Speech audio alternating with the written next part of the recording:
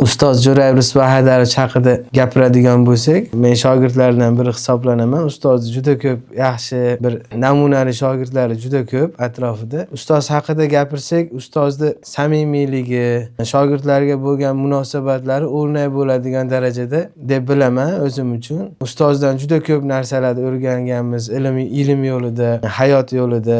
Masalan, ilm yo'lida shogirdlarga bo'lgan munosabati, ishlaridagi olib borayotgan o'zini izlanishlari, shogirdlarga bergan maslahatlari, hayotiy yo'l ko'rsatishlari bilan ajralib turadi. Shogirdlari boshiga qandaydir muammoli vaziyat tushsa, yechimini topish uchun ustozdan maslahat olgani keladi. Shular qatori biz ham doim har bir ishimizda, har bir bosayotgan qadamlarimizni maslahat bilan olib boramiz. Endi misol uchun jamoa bilan ishlash, rahbarlik yo'llari misol uchun har bitta odamga qanaqa munosabatda bo'lish kerak, qaysi holatlarda, qanday vaziyatlarda dalda bo'lish kerakliklarini hamma tomonlama odamning o'ziga qarab turib aniqlashlarini o'rganganmiz. Endi ustoz haqida gapirsak, oilaviy masalalarda o'rnak bo'ladigan, oilada misol uchun o'zini farzand tarbiyasida, boshqalarda bizga ancha o'rnak bo'ladi.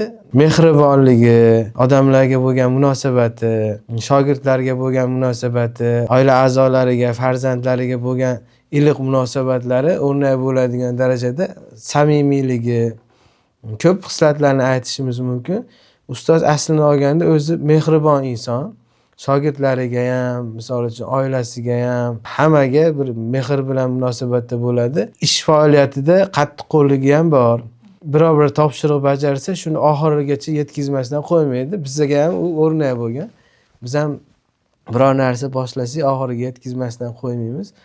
Shu tomonlari bizga ko'proq o'rnak bo'lsa bo'ladi. So'zim yakunida endi ustozga uzoq umr tilayman, sog' bo'lsin, salomat bo'lsin. Biz shogirdlarning baxtiga doimo zabardast bo'lib yursin. Biz Xudo xolasa bundan buyog'iga nima xizmatlar bo'lsa bajaramiz. Ustozni oldida yurib, yelkama-yelka topshiriqlar bajarishga harakat qilamiz. Doim sog' bo'lsin, salomat.